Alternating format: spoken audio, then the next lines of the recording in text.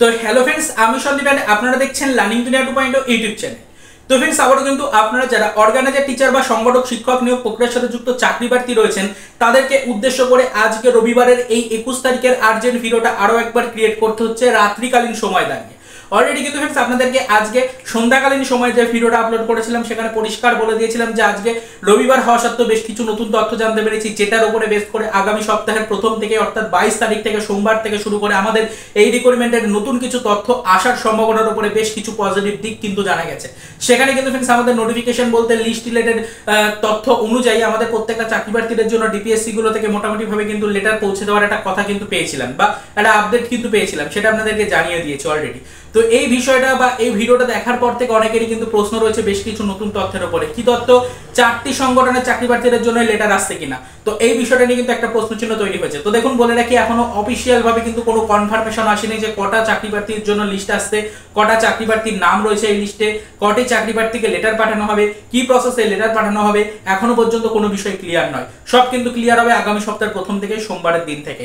তবে আপাতত এই মুহূর্তে দাঁড়িয়ে আমাদের কাছে যেটুকু তথ্য রয়েছে সেটুকু আপনাদের সামনে ক্লিয়ার অবশ্যই করব। এটুকু তথ্য কিন্তু অবশ্যই আপনারা একটু ভালো করে বুঝে নিন। তো এই মুহূর্তে দাঁড়িয়ে যেটুকু ইনফরমেশন পাওয়া যাচ্ছে সেটা হচ্ছে যে আমাদের 4টি সংগঠনের যে চাকরি প্রার্থী রয়েছেন তাদেরকেই কিন্তু ফ্রেন্ডস একত্রে এই লিস্টের আওতায় আনা হয়েছে বলে খবরাখবর পাচ্ছি।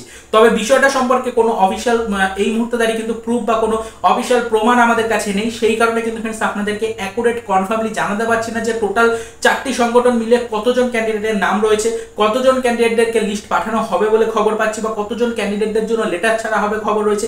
এই বিষয় নিয়ে কিন্তু সেরকম কোনো কনফার্মেশন আপাতত পাচ্ছি না। তবে বিষয়টা আপনাদেরকে বলে রাখি, আশা রাখছি আগামী সপ্তাহের প্রথম থেকে কিন্তু বেশ কিছু সুখবর পাচ্ছেন চাকরি প্রার্থীরা। এবং যে খবরটা আমরা ইতিপূর্বে পেয়েছিলাম যে নির্বাচনের আগে লেটার পেয়ে যাবেন প্রতিটা চাকরি প্রার্থী, সেরকমটা হওয়ার সম্ভাবনাই বেশ কিছুটা এই মুহূর্তে দাঁড়িয়ে কিন্তু পজিটিভ দিকে ইঙ্গিত করছে। পরবর্তীতে কিন্তু আমরা এই বিষয়গুলোর উপর নজরদারি রাখবো। আগামী সপ্তাহের প্রথম থেকে এই বিষয়টা সম্পূর্ণরূপে প্রতিটা চাকরি প্রার্থীদের কাছে ক্লিয়ার হয়ে যাবে যে আদৌ তারা সত্যিই লিস্ট পাচ্ছেন কিনা, সেই লিস্ট অনুযায়ী তারা আদৌ লেটার পাচ্ছেন কিনা, এই লেটার অনুযায়ী নির্বাচন পরবর্তী মুহূর্তে তারা আদৌ জয়েনিং পাবেন কিনা, সম্পূর্ণ বিষয়টা ক্লিয়ার হয়ে যাবে। তবে এই মুহূর্তে দাঁড়িয়ে চাকরি প্রার্থীদের যে প্রশ্ন সেটার উপরে বেস করে আজকের ছোট্ট ভিডিওটা ক্রিয়েট করেছিলাম। বলে রাখি যে এখনো পর্যন্ত কিন্তু কটি সংগঠনের চাকরি প্রার্থীদের নামের লিস্ট আসছে সেটা নিয়ে কোনো অফিসিয়াল প্রুফ পাইনি।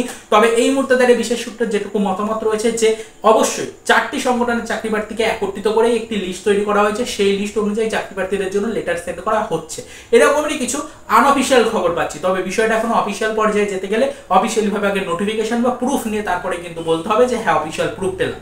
তো এখনো পর্যন্ত যেহেতু কোনো অফিসিয়াল প্রুফ পাইনি তাই বলছি অবশ্যই বিষয় সূত্রের খবর, তাই এটিকে আনঅফিসিয়াল খবরই বলা ভালো। তো আপনাদেরকে বলি যে 4টি সংগঠনের চাকরি প্রার্থীরাই একই সাথে লেটার বা লিস্ট কিন্তু পেতে পারেন। তো পরবর্তীতে কি হবে সেদিকে নজরদারি রাখতে হবে চাকরি প্রার্থীদেরকে।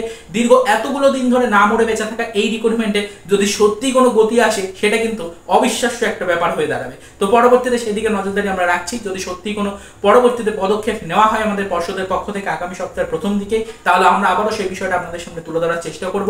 যেহেতু এই বিষয়গুলোর উপরে একটা পজিটিভ ইঙ্গিত পাওয়া গেছে, যেহেতু একটা আশার আলো চোখে পড়েছে, তাই নিয়মিত কিন্তু এই বিষয়গুলোর উপরে ফোকাস রাখছি এবং যেটুকু তথ্য বা যেটুকু ইনফরমেশন পাচ্ছি সেটা পজিটিভ হোক বা নেগেটিভ হোক সেটা কিন্তু আপনাদের সামনে আমরা নিয়মিত উপস্থাপনা করার চেষ্টা করছি। তো আপাতত এই পর্যন্তই। তো চলুন দেখা হবে নেক্সট ভিডিওতে পরবর্তীতে অর্গানাইজার টিচার বা সংগঠক শিক্ষক নিয়োগ রিলেটেড কিছু আদার্স অফিসিয়াল আপডেটের সাথে।